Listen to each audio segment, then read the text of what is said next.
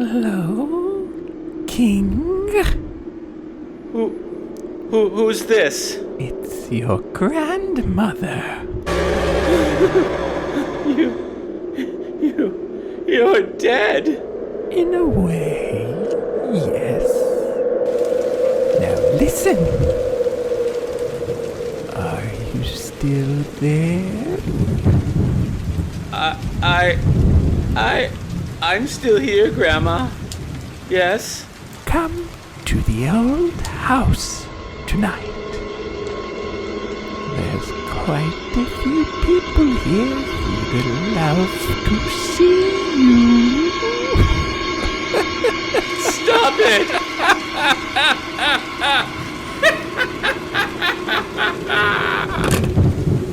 Bitch. It's starting all over again.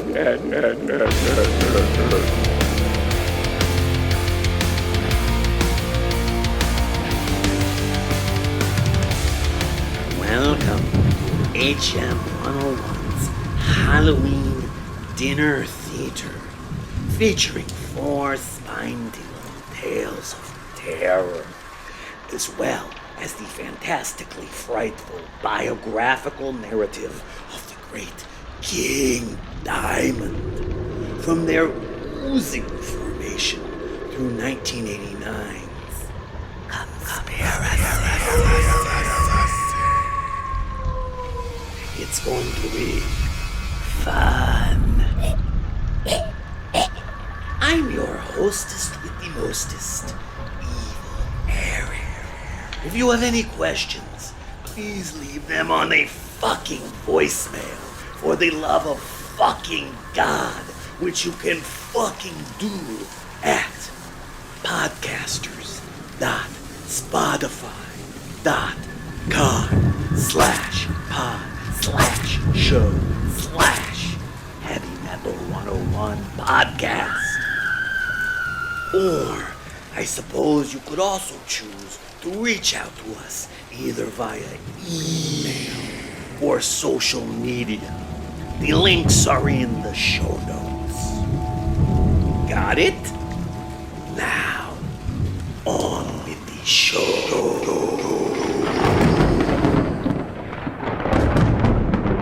Fatal Portrait.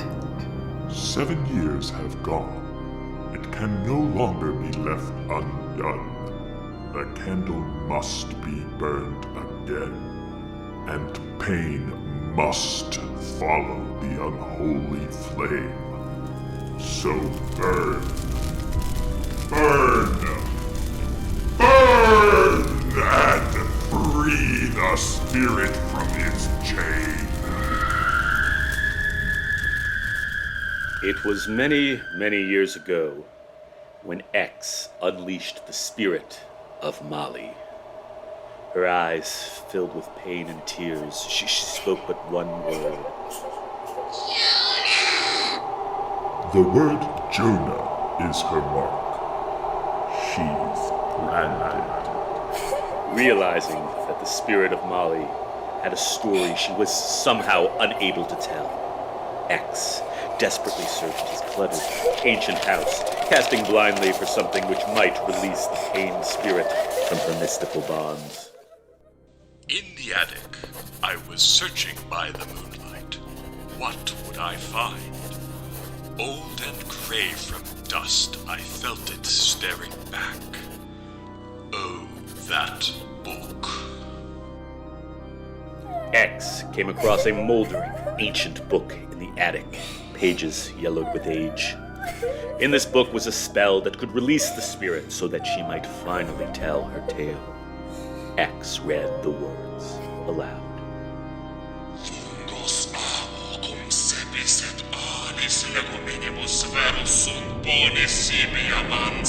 The candle melted away. The spirit of Molly emerged. She spoke.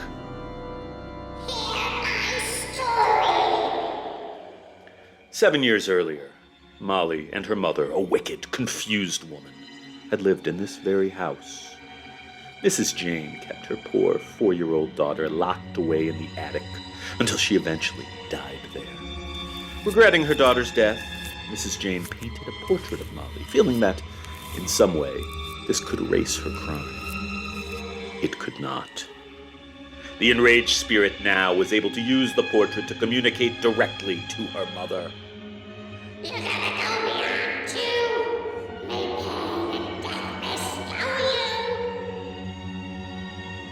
you. Horror struck, Mrs. Jane spoke an ancient family spell and then burnt the portrait. And yet, Mrs. Jane would ever after be haunted by the spirit of the daughter she had callously allowed to die, cold and alone, locked up in the attic, until she lost her mind completely. In the end, there was just darkness and two mangled spirits, one with a broken body and one with a broken mind.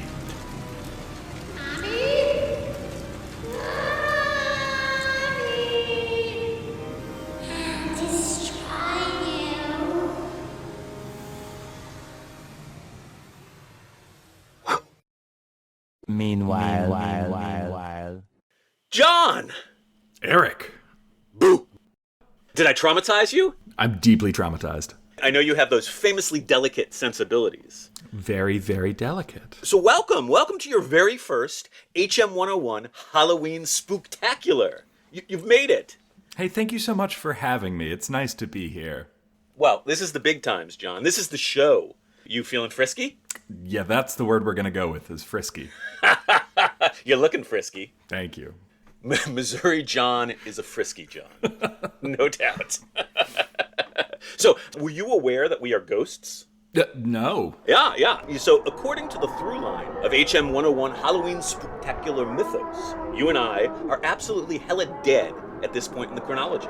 I guess that would probably explain why it is we're recording this episode in a stifling, cramped, pitch-black darkness that's crawling with insects and reeking of sulfur, no?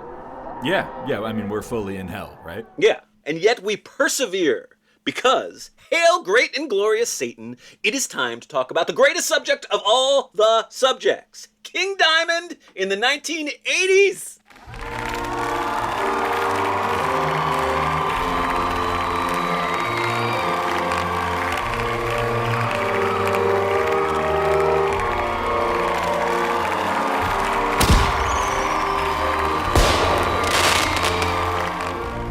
I know you've been dying with anticipation.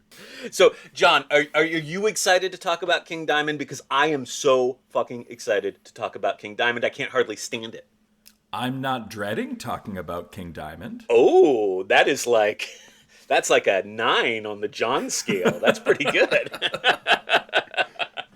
Well, I consider one of my passion projects in life to be sharing the glory of King Diamond with the world. It's just something I really live to do. And so it's very exciting for me to be able to share it with you and, of course, with all of our beloved HM101 listeners today. Well, let's get into it. Let's do that. All right, so I'm actually going to let you catch us up.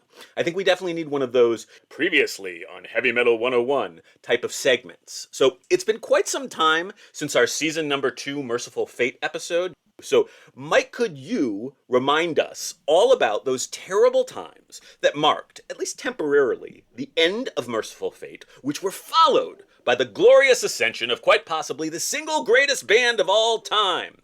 Previously on Heavy Metal 101. When last we left Eric's beloved Merciful Fate, their early glory days had just come to an end due to the dreaded musical differences. Specifically, guitarist Hank Sherman was interested in pursuing an increasingly commercial musical direction, while King Diamond was perfectly content to continue to expand upon the darkly macabre, heavy sound world that Merciful Fate had explored on their debut EP and 2 full-length masterpieces. The two were unable to come to terms and Merciful Fate broke up. No, God! No, God, please, no! In April of 1985, a dark time, a dreadful time, a time of hope?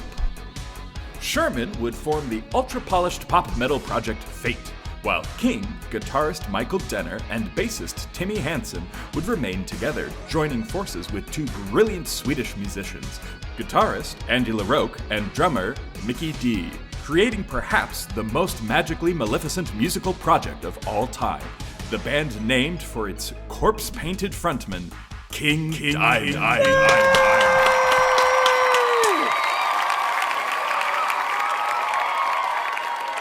Beautiful! We are all caught up. King Diamond began recording their debut at Soundtrack Studio in Copenhagen in July of 1985.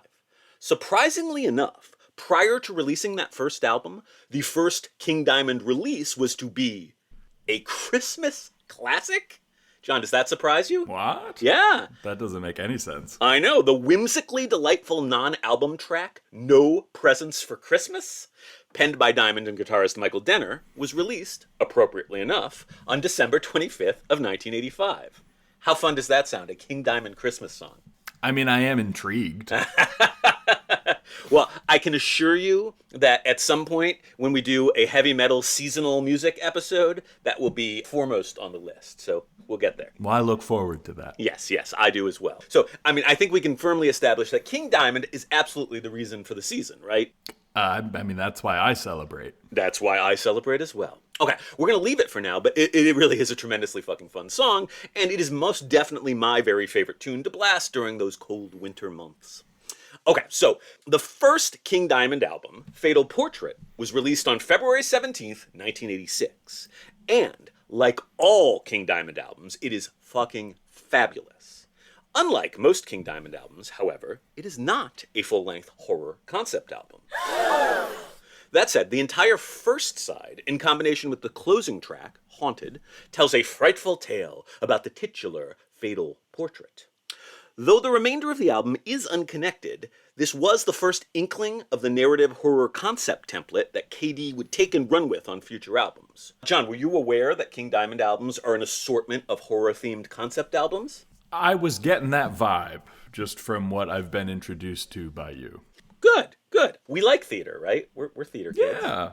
All right, so John, why don't you provide us with some other fast facts about this extraordinary debut? Fatal Portrait was produced by Diamond, Denner, and a fellow named Rune Huyer, who, according to Encyclopedia Metallum, has no other heavy metal credits to his name. It is the only King Diamond album with no writing credits for Andy LaRocque, who was the last to join the band after the songwriting for the album was already complete.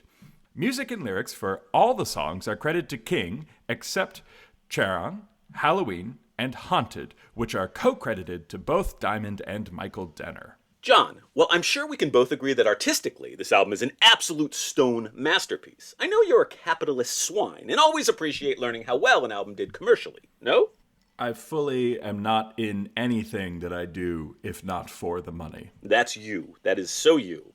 You'll be pleased to note that Fatal Portrait charted in Sweden, reaching number 33. Now, I have to say now, a solid 1% of the Heavy Metal 101 listening audience comes from Sweden, so I'd like to take this time to thank them for their undying support of King Diamond. Go Sweden! Now, to date, Fatal Portrait has sold over 100,000 copies in North America, though it never did chart here. For the uninitiated, I'll say the following about this album. If you love Merciful Fate, but have never really explored the King Diamond material, this is definitely the place to start. It really is a transitional album, and it bears a much stronger familial resemblance to classical Merciful Fate than any of the subsequent King Diamond albums. Okay, so let's take a pause, as I try to wipe away a few of the centipedes that appear to be taking an unnatural and most unwelcome interest in my nether regions. It sucks to be dead, John, but such is the inverted cross that we bear, no? Indeed. Yes. Anyhow, the single from this album was, appropriately enough, the song called Halloween. Perfecto! Listeners, please pause the podcast and take a listen to this fantastic holiday metal classic. John, since you and I are decaying in a pit far from any Spotify or YouTube access, I'm just going to sing the entire thing to you off-air in a shrill falsetto. Everybody enjoy!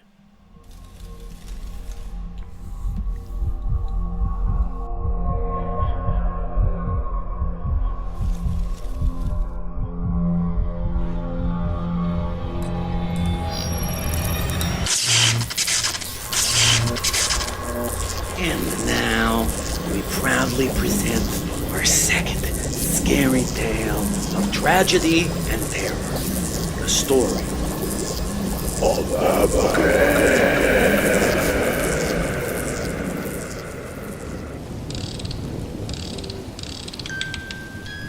It was the summer of 1845 when newlyweds Miriam Matthias and Jonathan LaFay inherited the ancient, gloomy LaFay mansion. The night of their scheduled arrival was particularly damp and dark, not an auspicious sign. Still worse, upon nearing the house, their carriage was beset by 7 mysterious horsemen who had a confounding, ominous warning to impart. We know you've come to inherit what's yours. Take our advice and go back on this night. If you refuse, 18 will become 9. Jonathan scoffed and responded. Get out of my way. I don't believe a word you say. And so onwards they rode through the pouring rain until they arrived at the hulking shadow of the estate. The Fools.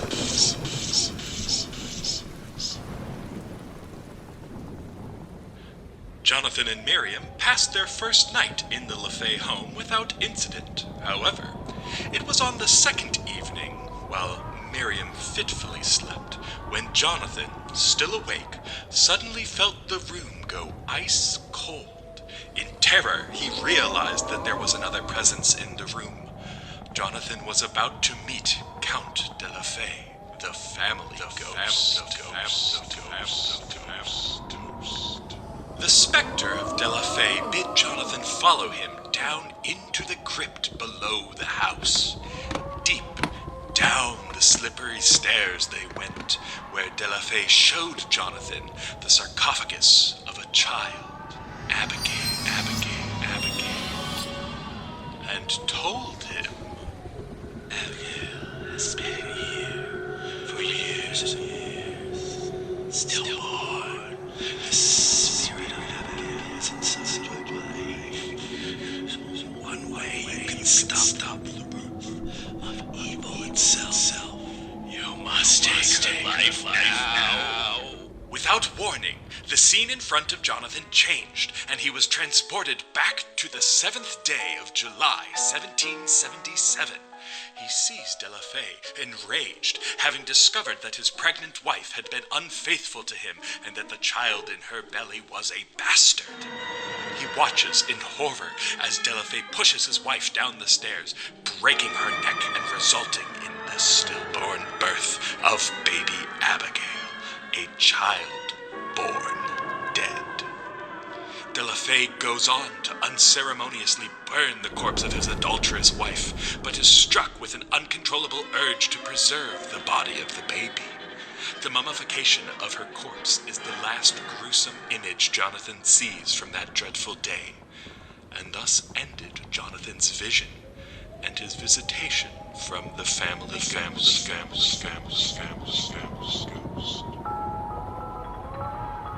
As that strange summer of 1845 continued to pass, Jonathan and Miriam found themselves plagued by a series of sinister omens. Mysterious church bells ringing, flowers dying for no reason, disgusting odors permeating the house, etc. One day, Jonathan discovered an empty cradle in the house, rocking all by itself. It was the next morning when it was discovered that Miriam was pregnant and that the child was developing at an unnatural rate. Somehow, it was clear that Miriam would give birth before that very night was through, but instead of being afraid, Miriam quietly sung a lullaby, then turned to Jonathan, saying, I'm having your baby, my love. Miriam was possessed. The cursed spirit of the stillborn child, Abigail, was indeed inside Jonathan's wife. Jonathan cried out, Abigail, I know you're in control of her brain, Abigail. And I know that you're the one that's speaking through her, Abigail. Miriam, can you hear me? It was Abigail who responded. I am alive. Yes, I'm alive. Miriam's dead. Jonathan was horror-struck. However, in a moment of clarity, Miriam was able to briefly regain control, and she cried out, a visitor in her own flesh. Oh, Jonathan, this is Miriam. Our time is out. Remember the stairs. It's the only way. Jonathan understood that the game was at an end, and he must do as Delafay and Miriam had told him. He must kill his wife to save her. Meanwhile, Abigail had gained control of the body once more. Jonathan turned to the creature and spoke. Abigail, nothing I can do but give in. Follow me to the crypt. Abigail, you ought to be reborn where you died.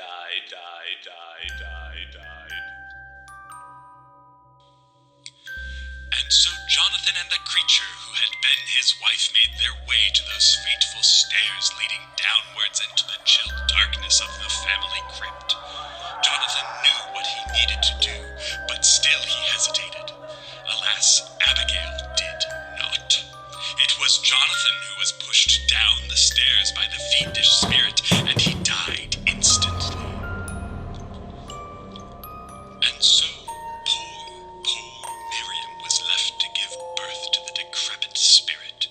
The last sight she saw before her own demise was the horrid, yellow eyes of the monstrous little creature she had born into this world. Epilogue. The 7 horsemen arrived too late on that terrible night, and discovered the monstrous child nourishing itself upon the flesh of the mummified remains of the stillborn, mortal body of the baby Abigail.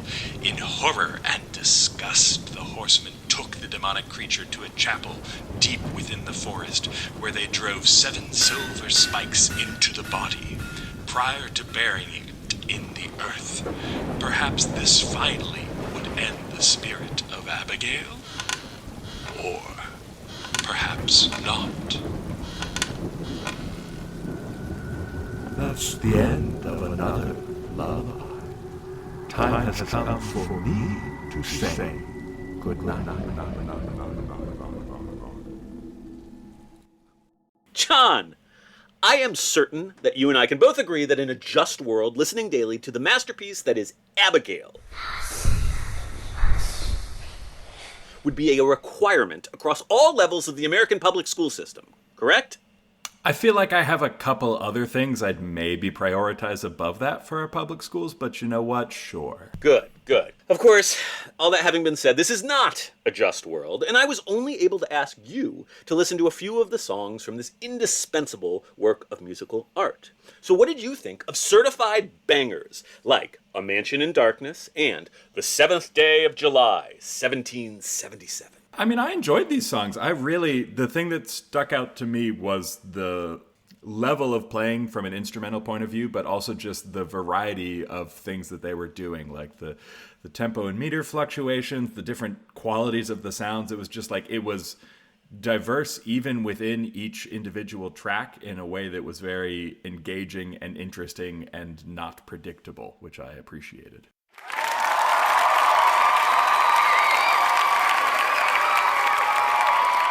Yay! Well, that makes me very happy. King Diamond is nothing if not universally enjoyable music that everyone in the world can and should appreciate. So look, when people ask me what the greatest heavy metal album of all time is, I generally sigh, I frown, I sort of get that weird constipated look on my face that people sometimes get when they're working out a particularly challenging mathematical equation. But at last, sometimes, when the moons are properly aligned and the scent of dried blood and dead leaves permeates the evening air, I sometimes do answer that King Diamond's Abigail, of course, is indeed the single greatest heavy metal album of all time. Now, does this surprise you? Nothing you say is really gonna surprise me at this point. Good. You're learning. That's great. I mean, look, the truth is I'm very fickle. You probably don't remember this because you're an idiot, but more often than not, the answer I give to that question is Death's The Sound of Perseverance is the greatest heavy metal album of all time. I've said that on this very podcast. You remember that vividly, right? Because you care about this stuff? I have fully tried to block out every bit of that Death experience from my mind. Anyhow, I do love Death's The Sound of Perseverance and think it is certainly in the discussion, but so is Abigail. It's not an easy call either way. This album is a brilliant, frightening, fantastically grand fucking piece of art. It really is the auditory equivalent of like a top-notch classic horror story come to life. So let's learn us a bit more about this beautiful beastie before we move along to the next gothic Grand Guignol on our agenda. John, you're up again. Tell us about Abigail, if you dare. Abigail, which was released on June 15th, 1987, marks both the artistic peak and the conclusion of the first era of the King Diamond Band. Though the lineup for this album was the same as on its predecessor, Abigail would be the last of their releases to feature former Merciful Fate members Michael Denner and Timmy Hansen. It was also the first King Diamond album to include writing credits for Diamond's future principal writing partner, Andy LaRocque, who co-wrote both A Mansion in Darkness and The Seventh Day of July, 1777. Abigail charted in Sweden, the Netherlands, and the US of A, where it hit number 123 on the Billboard charts. All right, so to close this segment of our deliriously delightful discussion, I have a few further fearsome facts for the true blue Abigail connoisseur. Number 1. The story of Abigail was conceived when King was awoken in the wee hours of the night by an unusually ferocious thunderstorm. He claims to have penned about 75% of the storyline on that one evening. Number 2. The number 9, which in numerology represents the completion of one cycle in preparation for the next, has particular recurring import within this album. Miriam is 18 years old, while Jonathan is 27. The Black Horseman warned Jonathan to turn back, or, quote, 18 will become 9. In other words, 18-year-old Miriam will become instantly 9 months pregnant. Even the date of July 7, 1777 can be numerologically reduced to the number of 9. Though the math is more than a bit freaking complicated to get there. Number 3. Perhaps most interesting of all, the song The Family Ghost appears to have actually been haunted. A haunted song! John, how cool is that? Explain. How is a song haunted? Ah, how indeed. Well, on the recording, immediately prior to the final verse, a growling voice can be heard to utter the words, "Oh, damn." However, neither King nor anyone else in the studio at the time is known to have ever recorded those words. Later efforts to edit that voice out of the final recording failed. They couldn't do it. And so this particular ghostly utterance can be heard anytime you listen to Abigail. Happy Halloween indeed.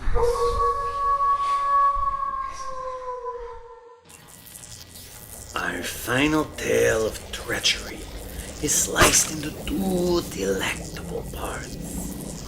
Please enjoy part the first now. The story of them.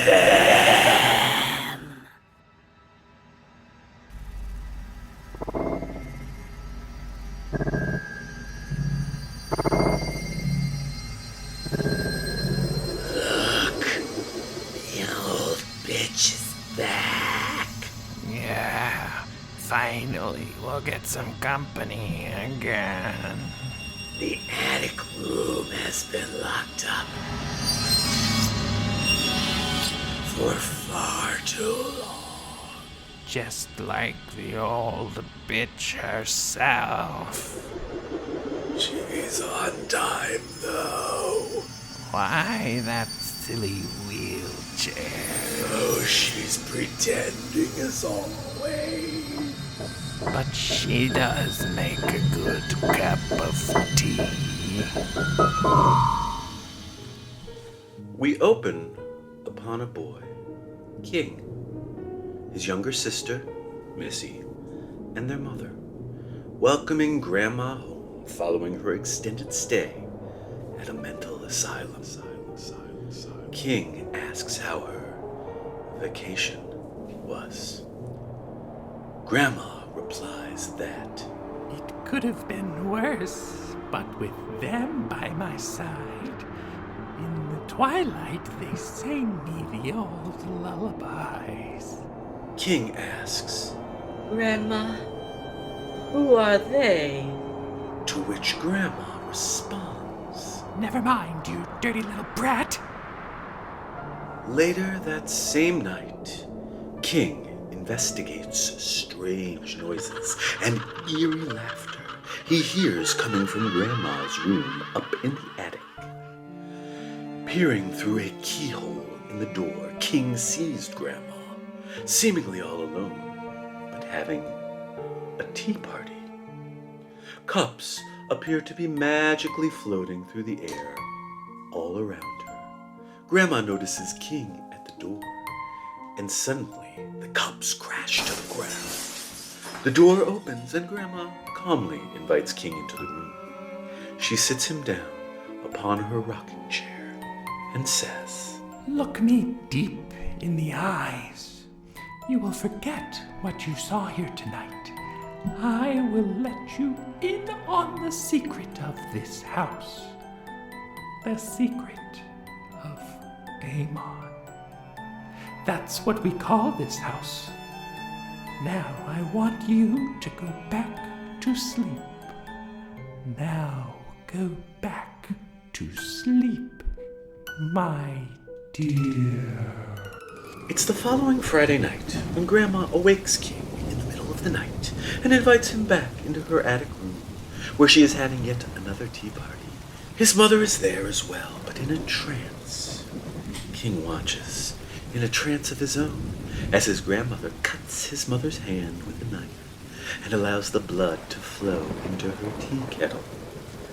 Lulled by the hypnotic voices of them, King contentedly drinks some of the tea, now completely under the thrall of Grandma and them. As the days go by, King's mother is growing increasingly pale and weak. Missy is terrified by her condition and begs King to call someone to get help for their mother.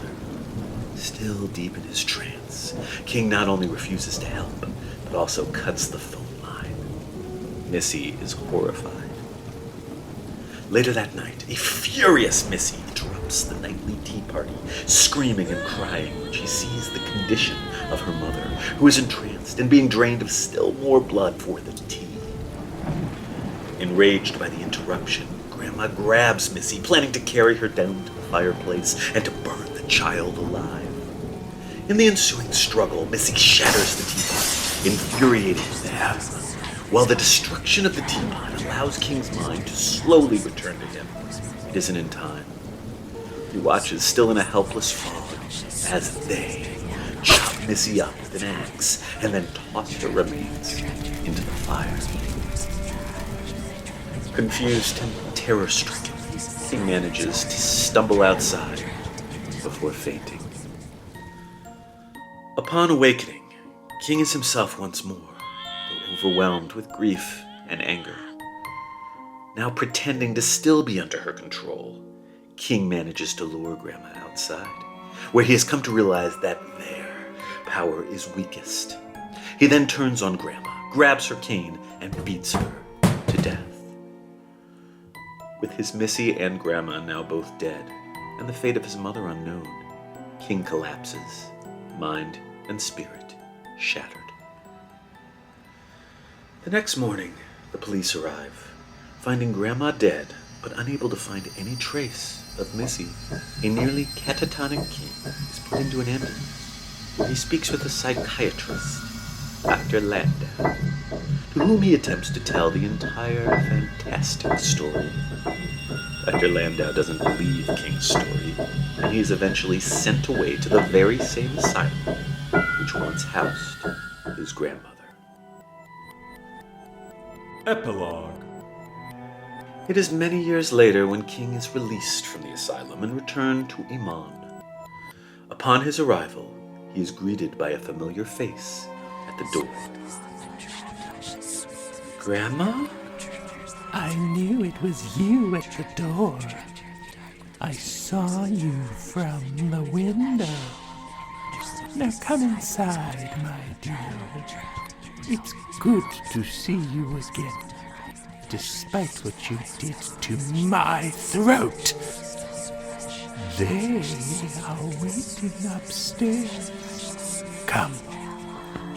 Missy is there too. She's sitting on Grandpa's lap. I bet you're dying for a cup of tea.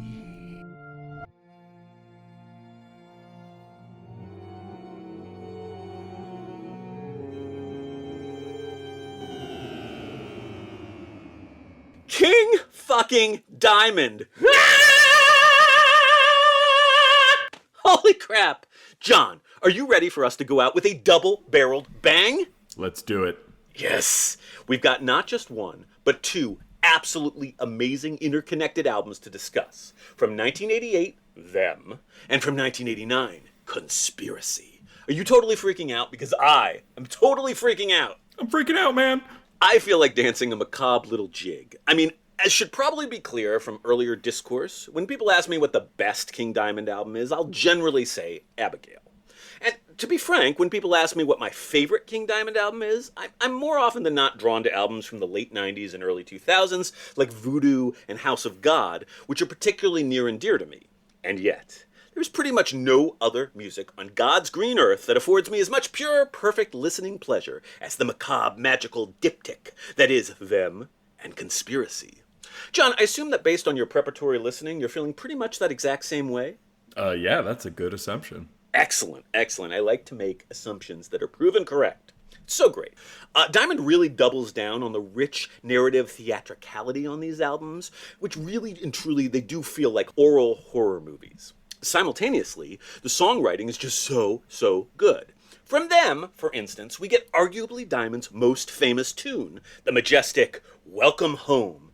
John, how did you like that deliciously rotten apple? This was good. Yeah, I liked the bass sound in this one a lot, actually. Oh, how great is the bass in this? Yeah. Yeah, it was really good. It is. It's awesome. I also provided you with the MTV hit from Conspiracy, which is easily amongst my favorite songs of all time. You cannot possibly tell me you didn't love Sleepless Nights. And I won't try to tell you that. You liked it? Yeah. I liked everything I listened to for this. It's so good. I can't. I'm happy. You've made me happy, John. Hey, it's the least I can do. It is literally the least you can do, but it's nice. It's nice. You're doing something. It's more than I can say for some people out there. You know who you are. Okay, well, look. The hour grows late, and I can only assume that our decaying corpses will turn into goopy, voiceless pumpkins when the clock strikes midnight. The witching hour draws near, and we still have one more terrible tall tale to tell. So we'll talk just a wee tiny bit about King Diamond in the waning years of the 1980s. Now, most importantly, we're going to get to talk about the most terrifying subject of them all, Geraldo Rivera. Oh, that is scary. Yeah, it's pretty fun, right? Man, do people even know who... I guess everyone who listens to this podcast knows who Geraldo Rivera is, but Yes. That's fully a dated reference at this point. The small segment of our audience in that 0 to 22 age demographic probably doesn't. Our 0-year-old listeners definitely do not know who Geraldo is. Yes, but they know who King Diamond is, and that's what's really important here. Okay, we start to get quite a bit of band turnover following Abigail. Guitarist Michael Denner left after that album's release and was replaced on the tour, including on the delightful live album, In Concert, 1987, Abigail, by a fellow named Mike Moon. Following that tour, both Moon and the other beloved Merciful Fate holdover, bassist Timmy Hansen, rest in peace, were replaced, respectively, by Pete Black and Hal Patino.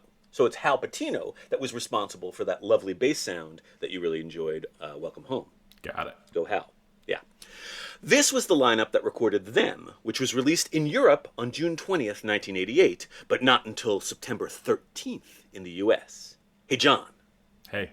Guess what creepy day of the week September 13th, 1988 was? Did that happen to be a Friday? No, you idiot. It was a Tuesday. Duh. Tuesday is scary as shit. Tuesday the 13th is the scariest of all. Anyhow. We do need to talk a little bit about this wonderful hyper-theatrical concept album, but first, a wee diversion. Enter Geraldo. So John, are you a Geraldo Rivera fan? I don't have a strong opinion about Geraldo. I'm just hoping to learn that he has a secret past life as a musician, and he was one of the rotating members of King Diamond. No, nothing nearly so cool is going to be unearthed right now, unfortunately, at least as it pertains to Geraldo Rivera. He was always something of a dipshit, though he did have an iconic stash, and I think we do have to respect that. You do have to respect the stash game. It was strong. Okay, so on October 25th of 1988, Geraldo released a 2-hour television special entitled Devil Worship, Exposing Satan's Underground. Can you say Satanic Panic? Oh my God. Now, I've got an excerpt from this brilliant masterpiece, which features our cherished hero, King Diamond. John, shall you and I take a peek? Oh, let's do. In St. Petersburg, Florida recently, satanic symbols filled the air at this concert by Danish-born King Diamond. How much can you influence kids? I think people are too clever to be influenced by watching a band or listening to an album to go out and do the same. Because if they were that easy to influence, watching the news, you get the real thing. And everybody knows that right into your living room. Personally, I am a Satanist, a practicing Satanist.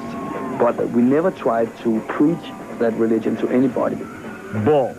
An avowed Satanist, Diamond's protest that he's not preaching is belied by lyrics laced with references to death, grave, and evil. Of course, to some, it's just rock and roll rebellion. All right, I think we get the idea there. You like it when Geraldo says, bull. I mean, kind of. That was kind of funny. But also, just demonstrates a full and complete ignorance of what Satanism is. And a complete ignoring of what King Diamond is very rationally saying and gently putting down and just riding with Geraldo's own preconceived agenda. Remarkably soft-spoken in that interview. I know. So, I mean, this is your first time sort of seeing King Diamond and hearing King Diamond in action. He's actually a really sort of sweet, gentle, soft-spoken fellow who's a bit of a public intellectual in a lot of ways. Now, you got to hear it and see it, but, unfortunately, our poor listeners, they're only going to be able to experience that as an audio clip. So, could you briefly describe what we were seeing on the screen during that? Well, there were some shots of what appeared to be a live performance, which sort of looked like it was in a kind of a warehouse-esque setting. So kind of a small stage, quite honestly, but with still set pieces, like there was a house. Did you notice the bone microphone stand? I didn't notice that, no. But, I mean, the band looked exactly like what you would expect the band to look like, and the audience also looked exactly like what you would expect the audience to look like. It's also an interesting contrast in seeing King Diamond in full makeup, talking sort of gently and intelligently. That's true, yeah, just giving this interview, I don't know. I mean, so have we talked about what his makeup looks like on this show? I don't remember anything you do. Yes, we discussed that in some detail on the Merciful Fate episode. Great. Which anyone who doesn't remember should go back to. But, I mean, you might as well briefly describe. What does the makeup look like? Well, I mean, so it's a combination of black and white. Mm-hmm. I don't know. Does he do the Kiss thing of always having the same? So we're gonna get into an unfortunate story that relates to Kiss momentarily, but King Diamond always does what is known as corpse paint, this black and white look that you referred to, but he actually does change up from period to period the look of that. It's not like the Kiss thing where it's iconic and it's always the same and it's trademarked and all that stuff. So that is a difference. So anyone who wants to learn more about the fundamental development of the great King Diamond and his look and all that stuff should go back to John's favorite Heavy Metal 101 episode. That would be the Season 2 Merciful Fate episode. Satan!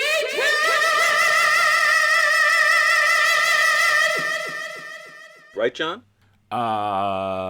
Yeah. All right, back to them. Aside from being just totally awesome, it's actually also one of my all-time favorite album covers. So, John, let's take a quick look at this album cover and tell us about how it makes you recoil in terror. Ooh. I mean, straight up, this is one of the least spooky album covers you have ever shown me on this podcast.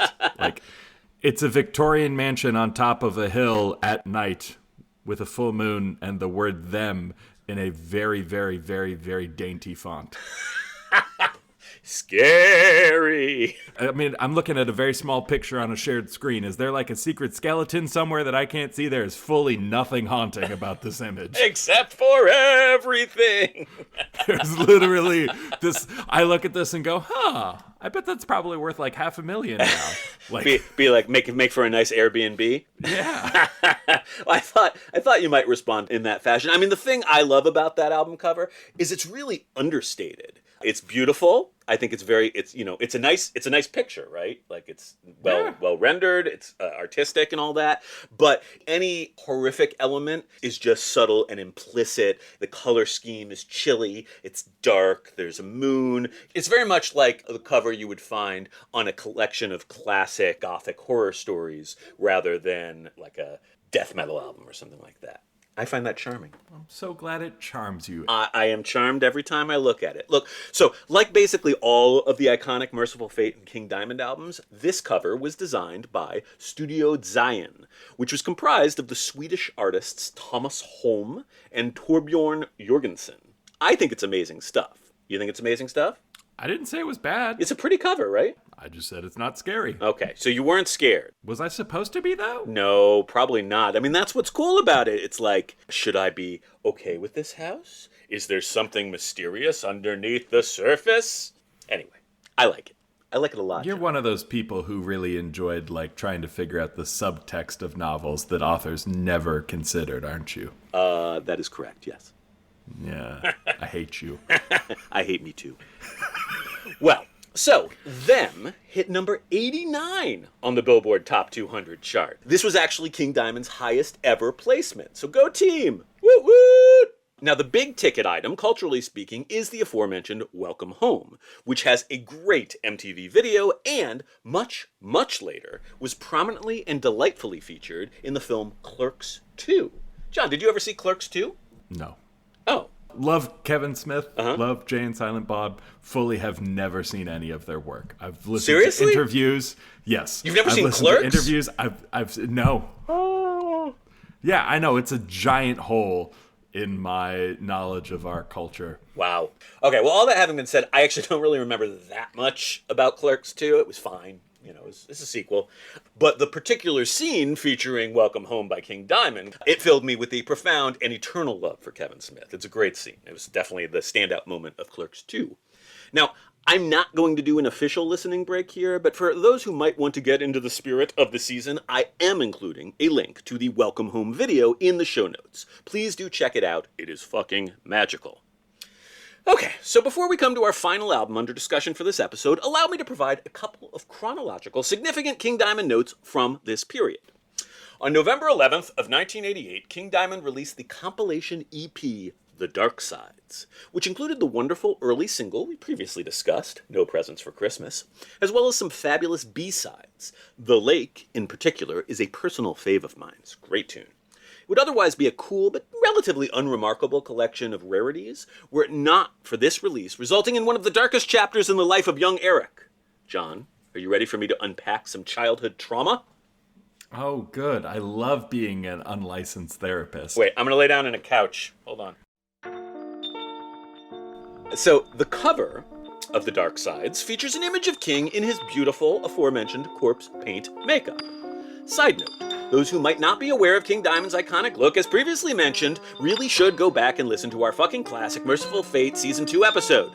Do that. Anyhow, the particular makeup look on this album apparently skewed just a bit too close to the Gene Simmons trademarked demon makeup for comfort and, gulp, kiss, sued King Diamond. Ah! That's so funny. Could you imagine the pain that this caused me as a young man? Yeah, but also I just love the idea of grown-ass men suing each other over their face paint. That's fucking hilarious to me. There's literally nothing more metal than grown-ass men suing each other over their face paint. Nothing. Now, look, I'm going to allow you to be judge, jury, and executioner, John. I'm going to have you check out the cover image from The Dark Sides side by side with a photo of Gene Simmons as the demon. And I want you to tell me what you think about the relative suability. Okay, so I see where the argument is coming from. Mm-hmm.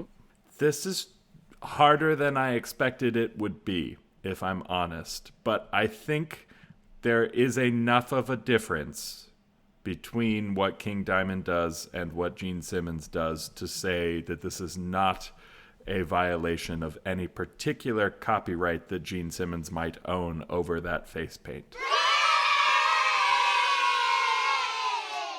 And it's largely because of two elements. Okay.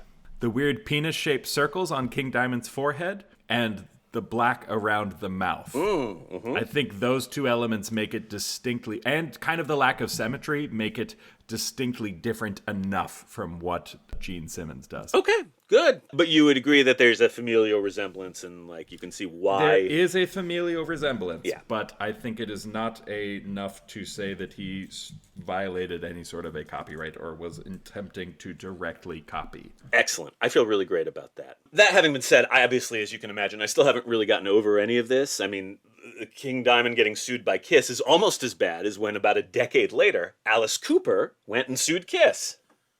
Just fucking another nightmare of my early adulthood. But that, of course, is definitely a story for another time.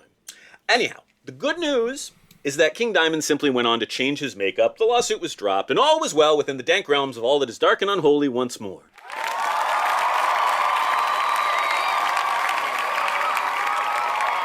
You feel good about that? I feel fine about it. Are you okay with it? I feel better having talked it through. Alrighty then. It's time to discuss one last subject, after which we'll see our listeners out with a brief, final, scary story that will be sure to corrupt the very fabric of their soon-to-be frayed and tattered immortal souls. But first, John, are you ready to confront the most fabulously heavy and horrifying 1980s King Diamond album of all? Conspiracy. Let's do it. Onwards! After touring for them, drummer Mickey D actually technically left the band, though he was rehired in a freelance capacity to play on Conspiracy. So in reality, the lineup did remain the same on these two albums. Continuity! That's a beautiful thing, no? Sure. Yeah. That's why I'm still here. I know, right? Now look, as I've previously mentioned on this podcast, Conspiracy was my first really in-depth exposure to King Diamond, and as such, I hold a particularly soft, gooey spot in my heart for this album. Aside from being awesome and quite heavy for the King Diamond Band, it is also a direct continuation of the narrative from them, which is pretty freaking cool for a band to attempt. It's a musical sequel. How often do you get those? It is pretty rare. Yeah, before we discuss any further, I think a final viewing and listening break is needed so the undead corpse, formerly known as John, can be fully immersed into the dark decay of the King Diamond multiverse. Once upon a time, the video for Sleepless Nights was a regular feature on the annual Halloween episodes of MTV's Headbangers Ball. And for good reason. It's just the sort of oral and visual assault which will get all of us into the spirit of this most magnificent of seasons. So please do pause the podcast, click the link, and bathe yourself in the inky, spooktacular greatness of this King Diamond classic.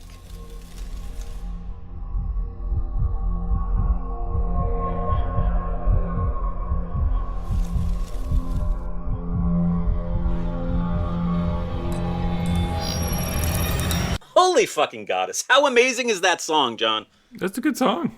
It really is a great song. Great song. It's one of the best ever, I think. What did you think of the video?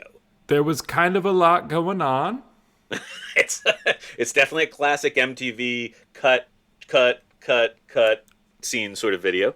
Yeah, again, as we've previously discussed, fully did not grow up watching MTV or any of this, so I, again, have a very limited frame of reference for what is expected here. But, yeah, there were things happening for sure in a spooky sort of vein.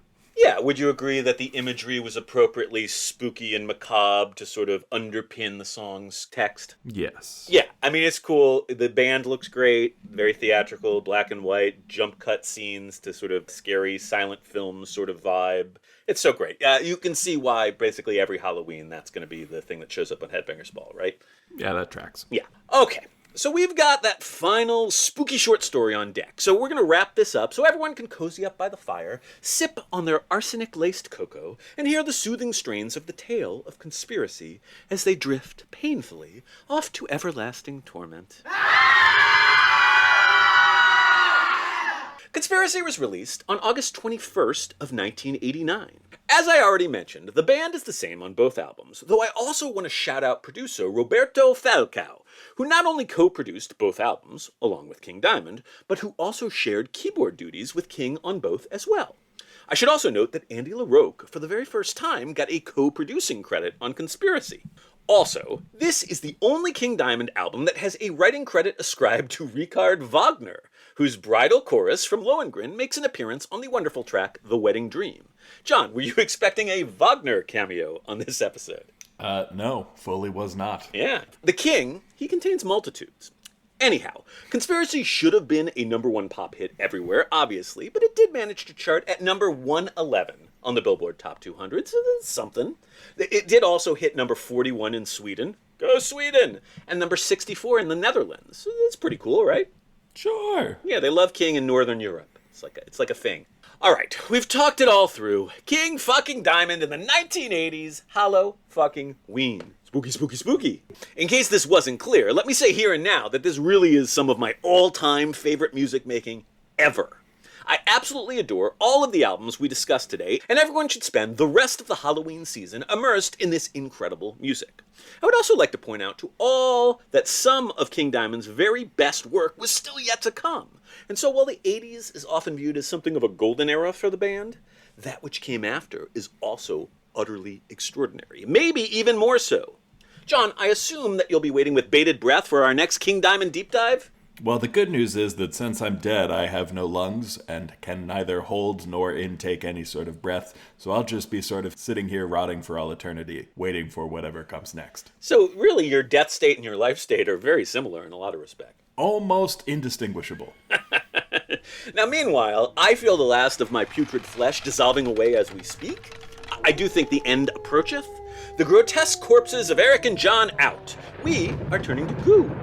Meanwhile, a happy Halloween to all you creepy crawlies out there. John, any last words? Happy Halloween! Please do stay tuned for the traumatic conclusion of this 3rd annual Halloween Spooktacular. Previously recorded.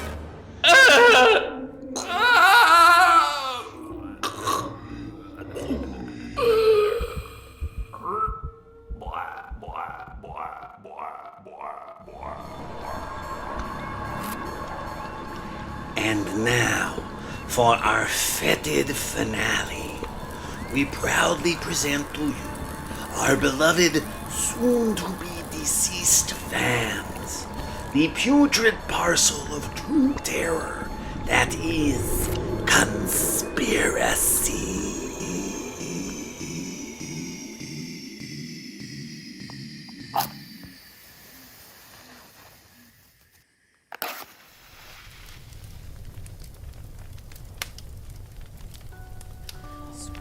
Years after the horrifying events of them, the adult king, now released from the asylum, has returned to the house of Aemon.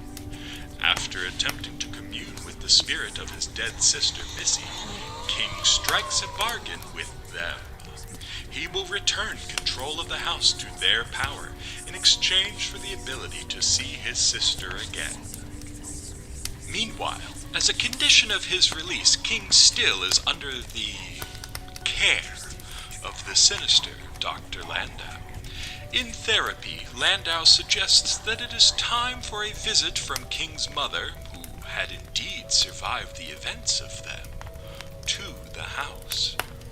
King reluctantly agrees. However, that night he has a dream in which he is visited by the spirit of Missy.